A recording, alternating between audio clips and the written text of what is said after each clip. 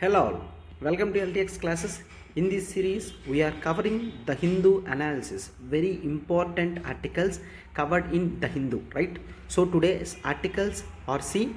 We are going to cover those, and today's date 14/9/2022. Articles are going to be discussed by Srinivas. So today's MCQ question: consider the following statements. Consider the following statement, and the first statement is HDI, Human Development Index rank of India increased recently because of COVID efforts. Clear? And second one, globally the HDI report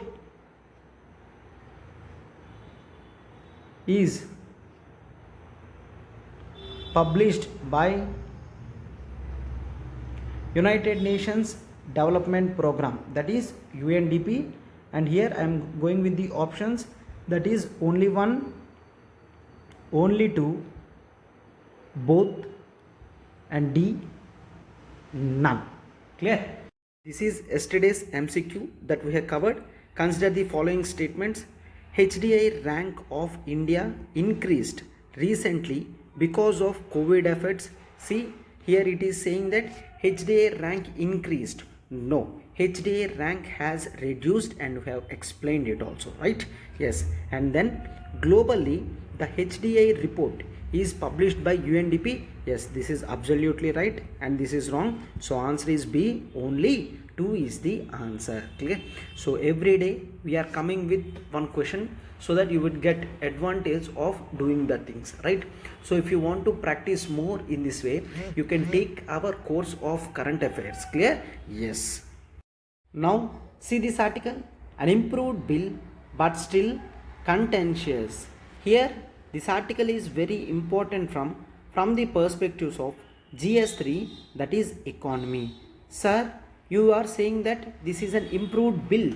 So bills generally comes in GS2, right? But yes, of course, but the bill is regarding with the development and improvement of ports. So in economy we have separate part which deals with infrastructure, and that covers this economy. Clear? So that's why the ports comes under economy and GS3, and yes, of course, in GS2 also this is very important. Clear? Yes. Then here when you observe this, the author is trying to put the things in a very defined way.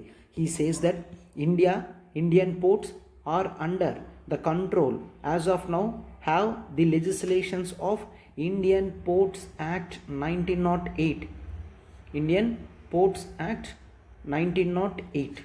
So here he says that this act needs to be amended. So for every amendment, generally when the new legislation comes, it generally comes in the draft. So in the same way, the draft Indian Ports Bill have come. The draft Indian Ports Bill have come from 2021, and this was put in public. It has received much criticism, and it got changed into draft Indian Ports Bill of 2022. So recently Ministry of Port has come with some new draft of 2022.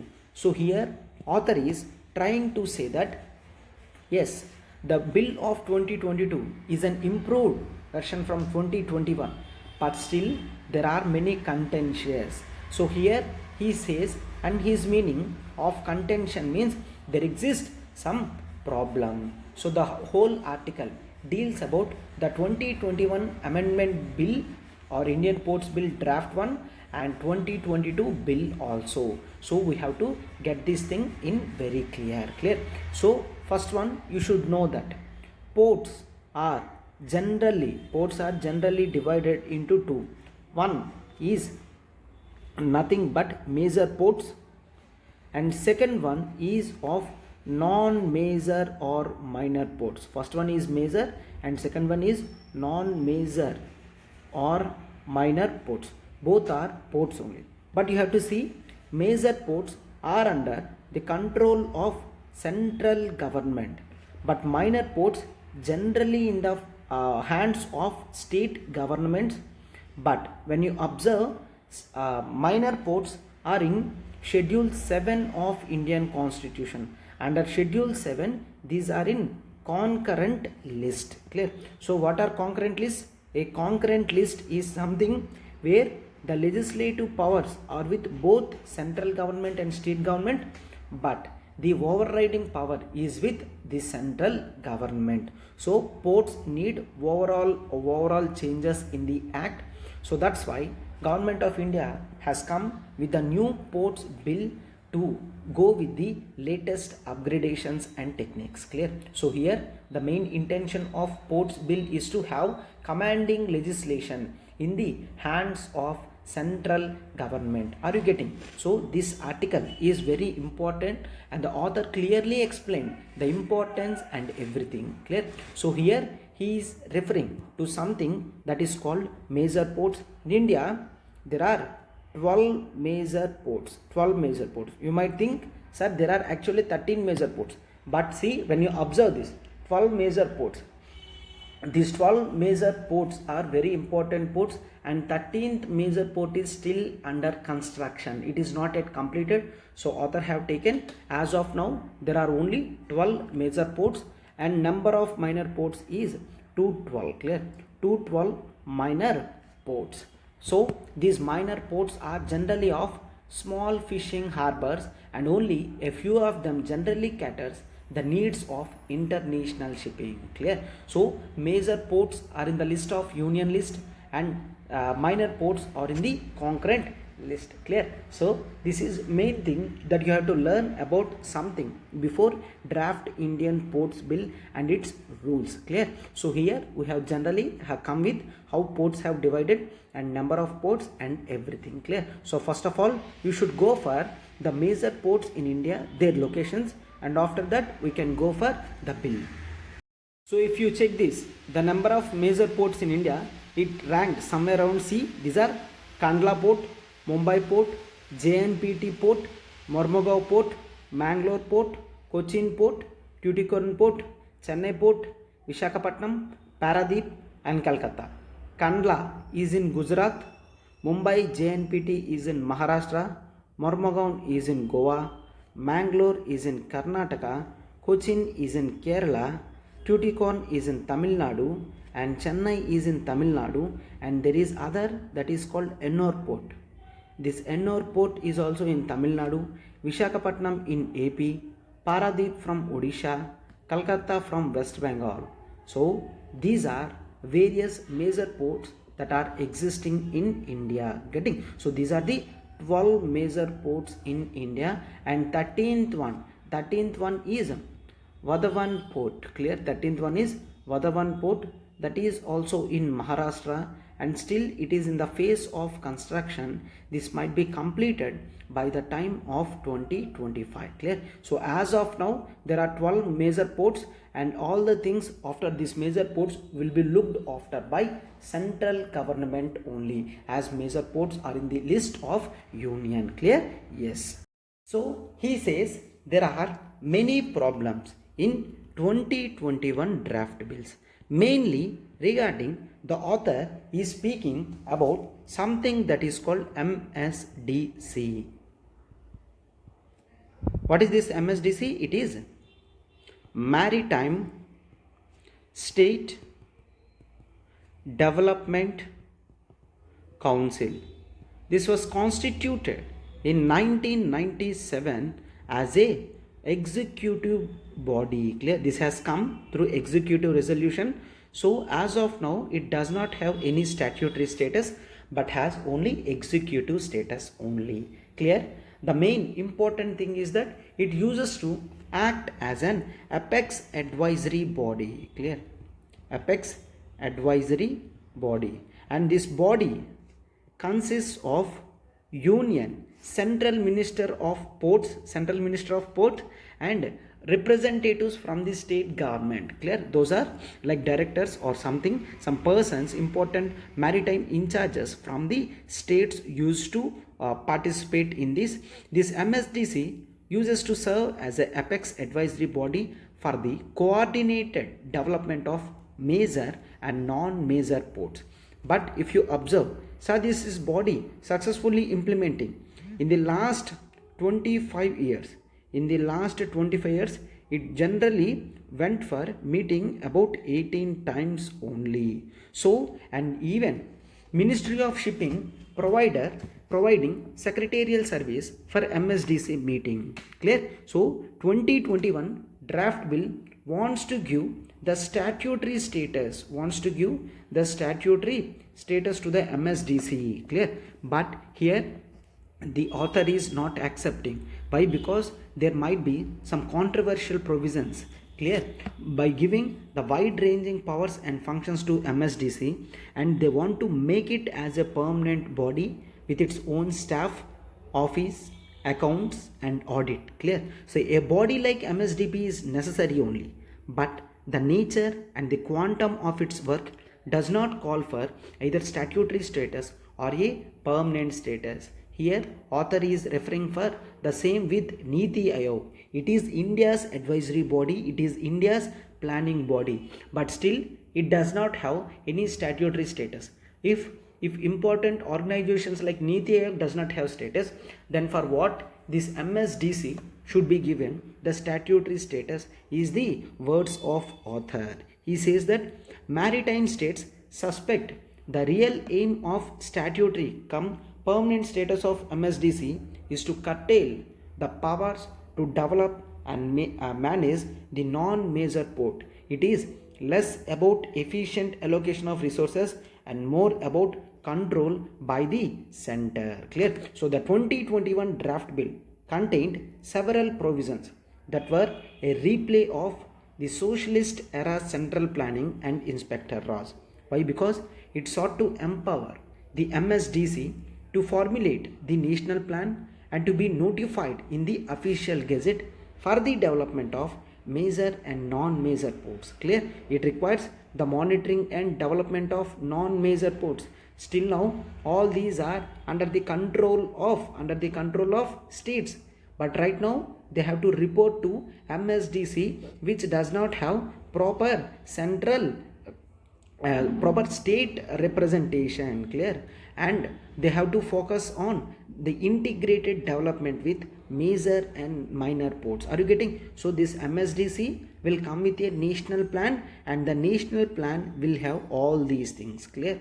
And in order to appropriate inquiry if any court contravenes the national plan, it also empowered the center to make port non-operational if it is not in consonance with national plan. Clear? And it also discussed something that is called the draconian principalities and draconian penalties, including imprisonment for non-compliance with MSDC directions by port authorities and port officials and other persons. So all these generally give the higher status of MSDC and reducing the value of states. Clear? So at last, which shows that MSDC comes with national plan, and every major and non-major port should subscribe this national plan only. So everything comes with this centralizing tendency. Clear? He says that everything comes with the centralizing tendency. Clear? Centralizing tendency. So the bill has 2022 bill has toned down some of the provisions but retained the powers of MSDC. And he says that in 2022 bill, he says section 10 clause C that authorizes the central government to entrust any administrative and financial function to the MSDC. Clear? In order to ensure the composition of MSDC, it is in the favor of the center. It is just the bill that makes under the MSDC consists of 5 secretaries and 1 joint secretary, 1 joint secretary, 5 secretaries and 1 joint secretary, and besides there are many administrators. Clear? Besides there are many administrators plus union territories as its members. So are you getting? So here it says that it gives the bad precedent wherein the vote of an officer would count the same as the vote of a minister. Like the GST, the author asks, like the GST, the MSDC should also consist only of the concerned ministries of the union and the maritime states, and the others should come as a special invitee. And he asks for fair arrangement of weightage. He asked 50% weightage to the center and 50% weightage to the states. Clear? Then only for proper implementation of ports, the MSDC would consist of fair arrangement. Clear? So in proportion to the functioning of non-major ports. In contrast to the centralizing tendency, the bill refers that, see, you are going for centralizing tendency, but when you go for USA, the bills, the ports are generally under the administration of local municipalities only. Clear? And even the ports in Germany, clear? Even the ports in Germany also managed under municipal and regional level only, and even in China the ports are maintained at municipalities. So the international experience shows that ports are best managed by the local governments only, which shows that Government of India as of now going very odd and against the international practices. It says, the report also says, rather the performance of major ports in the last decade or so, 2 decades, the performance of non-major ports have increased from 8 to 45%, and it also says that the compound annual growth rate has reached to 14%. Clear? The compound annual growth rate for non-major ports is 14%. For minor ports, clear? It is for minor ports it is 14%, and for major ports it is 4.8%. Clear? So these are the things. And it also says the minor ports are generally going with triple P projects. For example, it leads with the Gujarat. In Gujarat, various ports like Pipavav, the Sikka and the Dahej, the Mundra, the Hazira ports in Gujarat were under triple P. Like Sikka port is with Reliance Industries, the Mundra port is with Adani's. Clear? So these are very important, and remaining states are also following the same, like Andhra Pradesh, Maharashtra and Tamil Nadu, asking private people to invest in the minor ports. Even 2011 World Bank report also says the regulation of Indian port sector observed that non-major ports are more business oriented, customer friendly, cheaper and in general more efficient, whereas unnecessary regulatory and financial burdens are imposed upon port trusts, private terminal ports and investor by the central government on the major ports. Clear? So he asked, a statutory cum permanent MSDC will do precisely nothing but the controlling power. Clear? It will choke the further development or future development of non-major port. Clear? So that is why even the guidelines also ask free hands should be given for the non-major ports who are doing entirely good, and state has to take the call, and it is not the central government which has to influence the outcome. Clear? So he clearly says the things in keeping with the port reforms strategies worldwide, the center should work towards greater decentralization, deregulation, corporatization, private sector participation. Clear? It should give the concerned maritime states and state municipal corporation a substantial equity in major ports. Are you getting? So the higher functions of border control, competition policies, port security, environmental protection and hinterland connectivity should be done with the government rather giving to others. Clear? So government should concentrate on important things rather on the ports so and so. Clear? So these are the views of author. Have you seen? We have completely neatly covered each and everything regarding important things. Clear? Yes. And next, when you check this article, 103rd amendment was a fraud on the constitution. Clear? So this article is very important from GS to polity perspective. Clear? This is very important from GS to polity perspective. See here, here it is about the reservation. So the main intention of reservation is to get benefit on structural issues. Clear? It is to get benefit on structural issues. What are these structural issues? Historically, the sections of SC and STs were clearly alienated and delineated in development of India. Clear? So now this has to be improved. The improvement in the work culture of SC STs and their lifestyles needs to be changed. Right? So Indian Constitution post independence has given reservations benefit for SCs STs under the articles of 15 clause 4 and 16 clause 4. Clear? So article 15 deals with, that is, prohibition of discrimination. Clear? Prohibition of discrimination on the basis of race, religion, caste, sex or place of birth.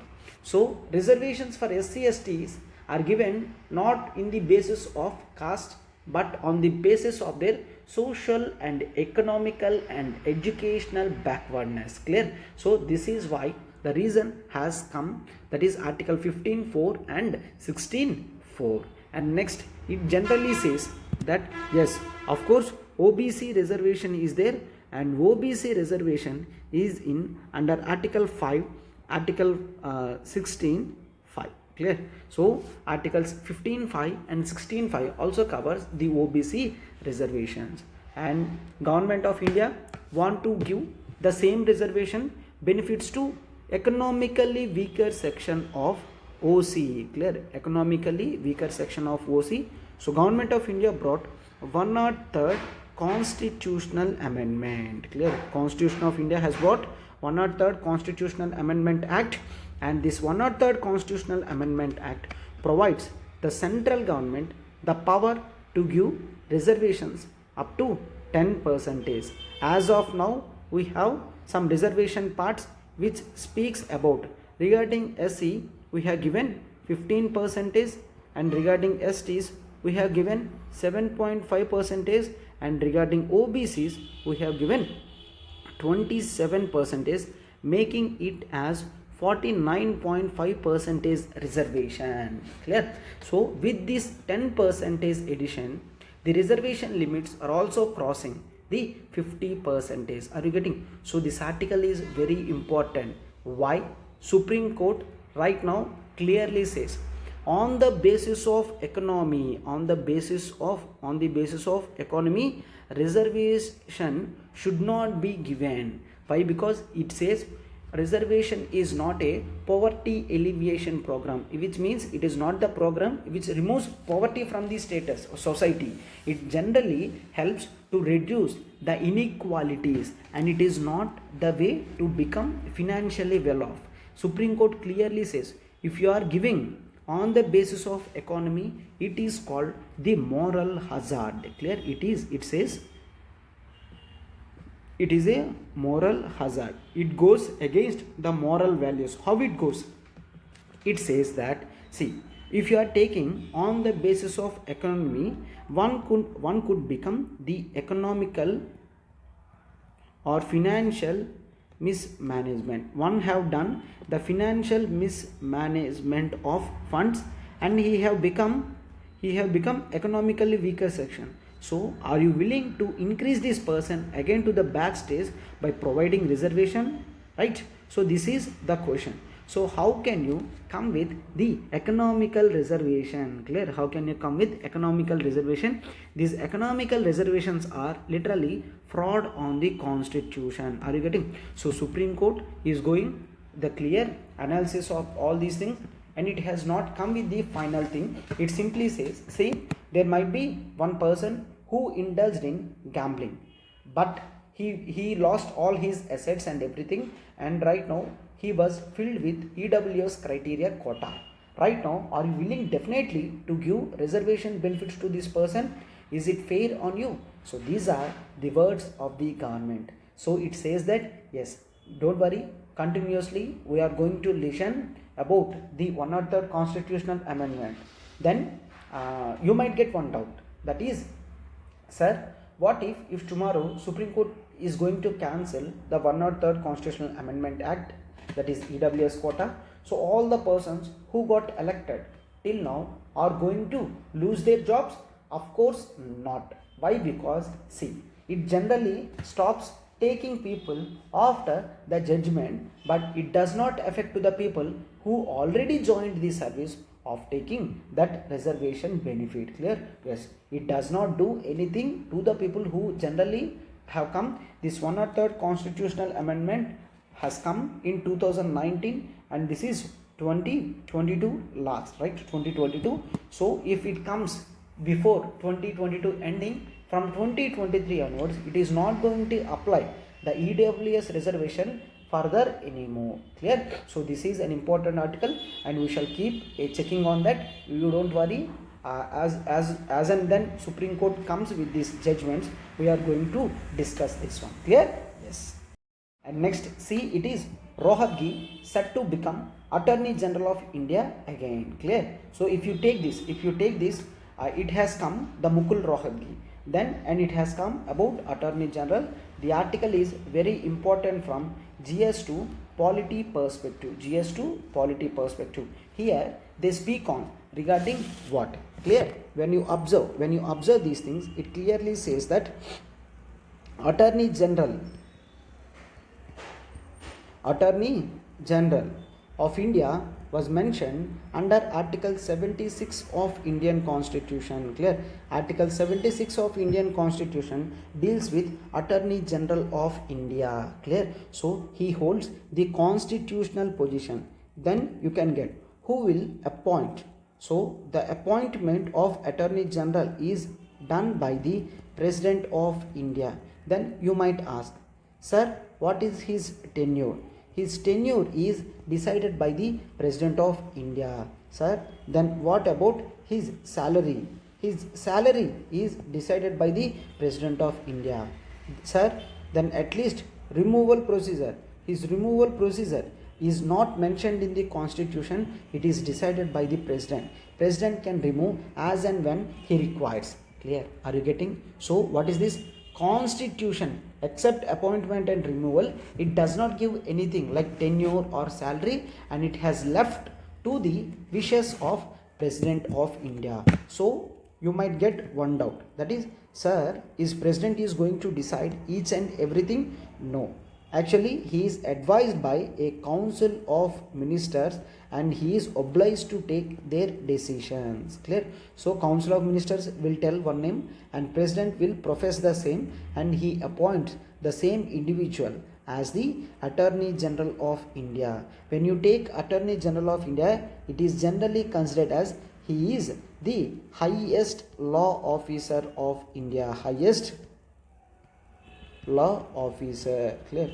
So he generally takes the thing into consideration. He represents the central government in various courts, and he has every right to participate and hear in any of the courts. Clear? So these are very important, and you might also take these things, that is, sir, is he eligible for private participation? Private cases, can he take private cases?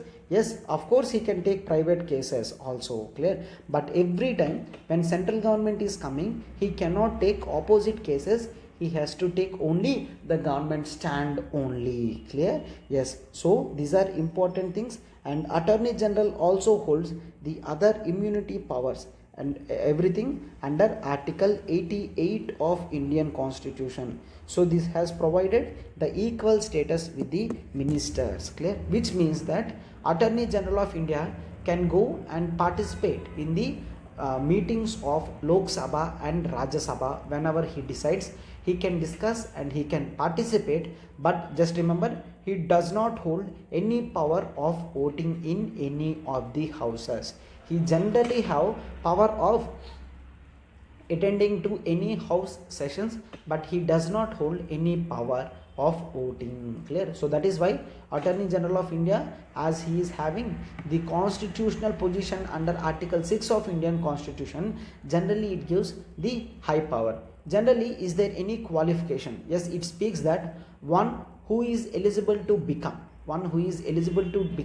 the judge of the Supreme Court, then he is eligible to become the Attorney General of India, as he has to represent India in every of the case, that is government of India, he has to represent in every case. Then he should possess the greater knowledge. These are the views of the Constitution, right? So here it says that right now we have one person and his name is KK Venugopal, and right now his age is 90, and it is going to be given to Mukul Rohatgi, who have the age of 67, clear. So already up to 2017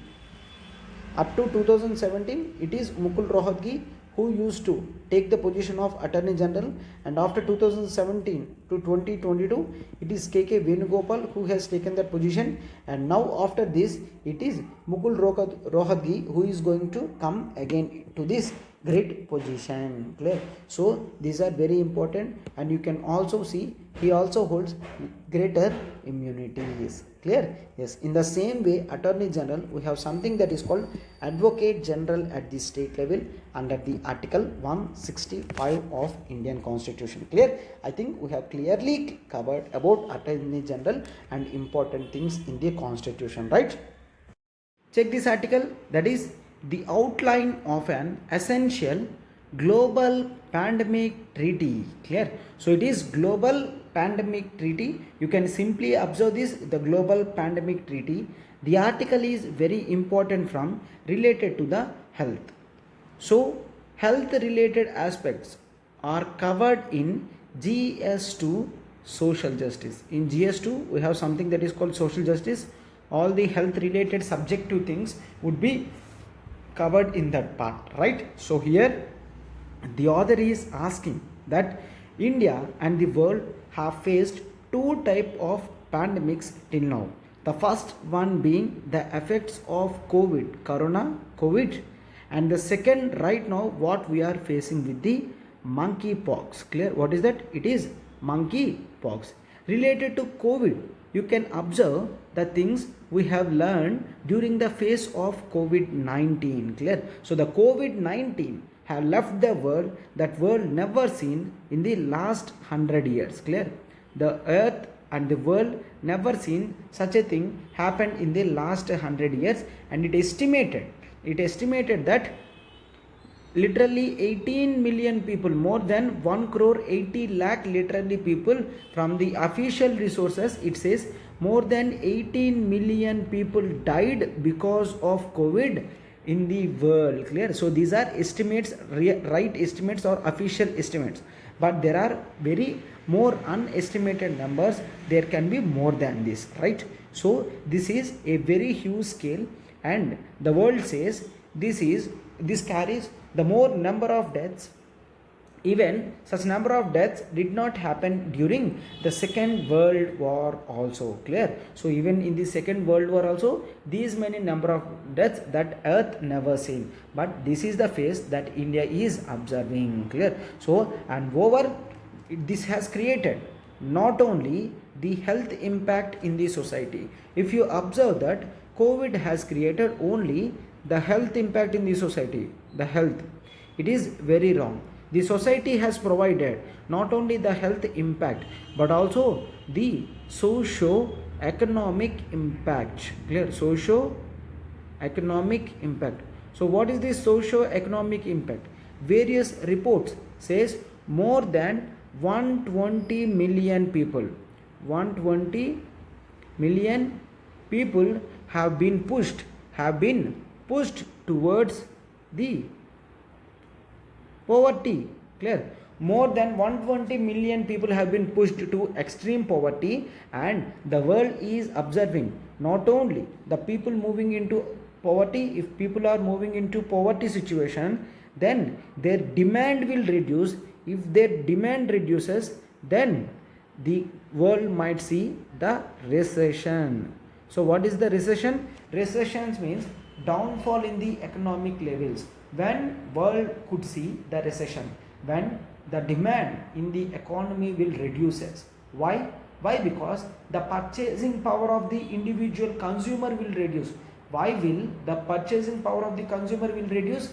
Why? Because he would lose his job, and he might be died by this time because of COVID, right? So he might be pushed into poverty. He would be left with no money at his hands to dispose for his products. So he don't find any other thing rather reducing his demand. So if reduces falls in the society, then he would see the phase of recession.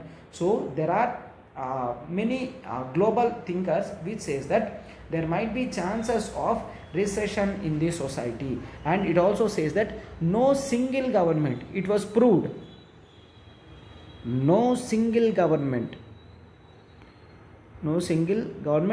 could able to control the diseases single-handedly without any dependence on other nation or the world organization. So it was proved that even the developed countries also failed to provide the complete ability to the full extent to reduce the diseases. Why? Because we have seen everywhere that the hospital beds were not sufficient to satisfy the needs of the people. Clear? So this shows that even the developed countries fail to provide the adequate services of the demand in the economy. Clear? So this is the problem. So these things we have seen because of COVID-19. So we have to go with the larger perspective.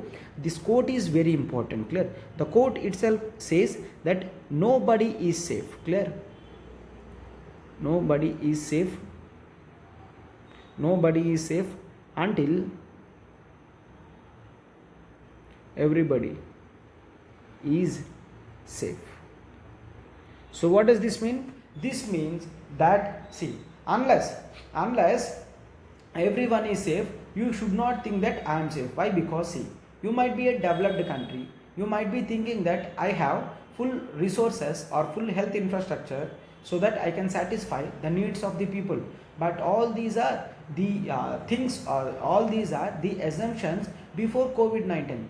COVID-19 proved everyone wrong. COVID-19 literally says that no nation without the help of any other cannot control the global pandemics. Clear? Yes, this was proved. So this again says that even the richest countries also should not think that I am literally safe. Why? Because I can afford to my people's health, and many people in my society are rich so that they can completely afford for the things. This should not be the aim or goal or motto. Everyone should feel that if everyone is safe in the globe, then only individual nations can take that they are safe. Clear? So this is important, and the author here trying to put the things in the perspectives of the widespread of health inequity in the society. The author says there is no proper health infrastructure. There is a clear existence of health inequity in the society. Only the rich and the affordable who can afford for this are able to put the money to reduce the diseases. But if the people are unable, or if the people are grossly inadequate to put the things in this, then they have to suffer. For example, here the author is observing the distribution of vaccines, the distribution of diagnostics, even the distribution of therapeutics. Clear? therapeutics, all these are drugs and everything across the world. These were grossly inadequate to satisfy the world. So World Health Organization even right now says we are in a position to deal the monkeypox also. Monkeypox was termed as public health emergency of international concern. Public health emergency of international concern. Why? Because more than 80 countries were registered with this disease, right? So monkeypox. So one thing is very important here. What is this? PHEIC, public health emergency of international concern. Who will term some disease as public health emergency of international concern? You have to remember, it is only the WHO which declares one disease as the public health emergency of international concern. So the world is facing another health crisis right now. So unless if we are able to stop these things, the ultimate stop is very difficult. Clear? So he is again emphasizing on the inequity part, which says that the rich countries able to go for giving vaccination to their people, but the poor, the unaffordable remained so. How he is proving that? He is saying that poor countries, poor or developing countries or underdeveloped countries could able to vaccinate only at least 3% of their people only. The single shot for low income countries were given to 3% of people, and vice versa. If the country is rich, prosperous, developed countries, they have gone somewhere of 60%. Clear? Are you getting? At least single doses were given to 60% of people in the high income countries. Clear? And even the world have failed to go with international target of providing 70% of the world population. The vaccine should be given or administered to COVID-19 people by the time of 2022. So the time 2022 has come, we utterly failed to provide the same. Why? Because there exists a gross inequity between rich and poor countries. Clear? And at the same time, it says the COVID-19 not only provided the poverty rates to the people, but few people in this society have become the ultra rich people, means they have become the billionaires. For example, major pharmaceutical companies like Pfizer, BioNTech, Moderna, they were able to conquer the world by getting very rich condition. For example, the report says they were able to earn $1,000 for every second. Clear? For every second they could able to earn the profit of $1,000. This is the position. So that's why they have gone to the ultra rich condition. Clear? So the world should see right now, the developed countries should take the position and they should help the poor and the developing countries. Clear? So then we have to go with something that is called very important for us, that is the India's lead role. So we have to go with the India's role now. India's role. Does India did anything? Yes, of course. India did many things regarding the vaccines. For example, India have started something that is called vaccine diplomacy. Clear? Vaccine diplomacy or vaccine maitri. What is this? We have provided free vaccines or for cost the vaccines to the needy country. India's response to the COVID-19 pandemic in the globe level is that we have provided at least 60%. See, actually India is the hub for production of 60% vaccines. At the world stage, 60% of vaccines in the world are manufactured in India. So India is providing its role and contribution, right? So even with vaccine maitri and vaccine diplomacy, we have provided our commitment against global health inequity. Why? Because our vaccines were delivered to the countries who were very unaffordable and to the people who are very unaffordable for vaccines. Clear? India has shipped 600 lakh, literally 600 lakh doses of COVID-19 vaccines. Clear? So India provided and India resolved to supply these vaccines and diagnostic equipments to the countries who are suffering the problem. Clear? And in this, literally 80 lakh doses were given as gifts, clear. And so 173 lakhs were given under international agencies with their help, and literally 340 lakh doses were given under commercial things, means we have sold them. But literally 80 lakh doses were given as gifts, clear. So this is very important to understand at the world stage. And even India tried to achieve something, that is India tried to stop the patenting application at the World Trade Organization. They could able to seek the benefit for the COVID-19 vaccinations, clear. So if something got the vaccines, the patenting towards the vaccines, then the ability to give to the poor at very affordable prices would reduce. Why? Because if the companies are going for patenting, they will charge the extra royalty from the consumers. If the consumer is the government of India, it has to pay in huge, right? So that's why at the world stage it has asked the world that to provide the same to at very affordable prices. So patenting were stopped. So as patentings generally provides benefit to the rich companies. So here the author is saying what are the lessons that we learned from COVID and how we have to use this to reduce the pandemic of monkeypox, clear. So the author here, he clearly telling the things of we have to increase our part of disease surveillance, clear. We have to increase our part of disease surveillance, and we have to go for proper analysis of statistics of disease growth and everything, and we have to go with the part of the early warning system, clear. The early warning system, and we have to go the gap of public infrastructure through public private partnership. For example, hospitals and everything, these should go. And finally the author says we should go for the global pandemic treaty, clear. Global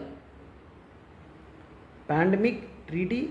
This global pandemic treaty is very important for the nations to understand the process, the method and the way to deal the global pandemics, clear. So is that fine? So this is the main important to reduce the growth aspects of the COVID related effects, and we have to use these strategies against monkeypox to reduce the effects, clear. So this is about the article. I have come in clear, right?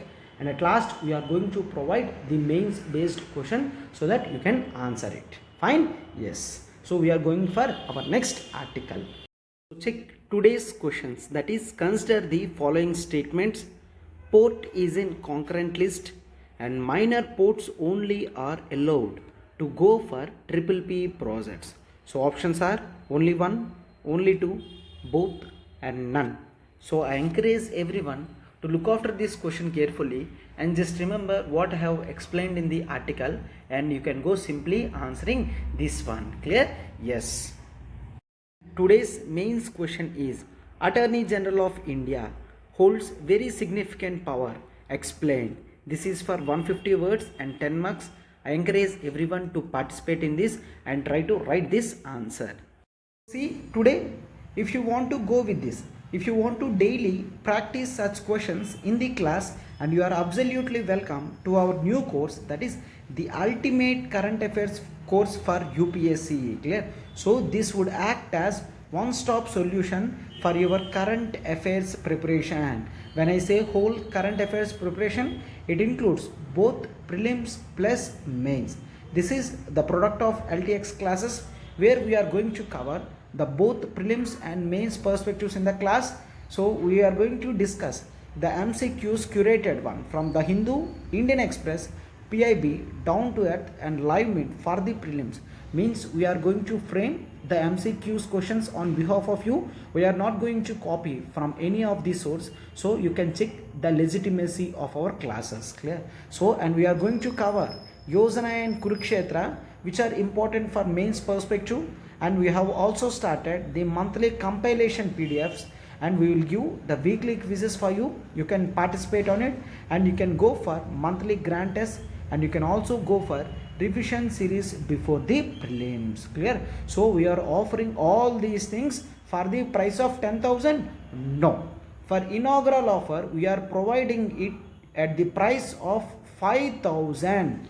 Sir, is this 5,000 per month? No. This is for the lifetime validity. If you pay 5,000, then it is for the lifetime validity. You are going to get these things. Are you getting? So for the simple 5,000 rupees, you are going to get the unlimited benefit as such. Clear? So if you want to contact, if you want to join in this course, you can call to this number. This is 789-389-9553. So you can call to Pratyusha ma'am, and you can give your whereabouts, and if you are interested in joining the course, and if you want to go for daily regular practice of questions and weekly tests and monthly grand tests, this is the best opportunity that you can avail at the very affordable prices. Clear?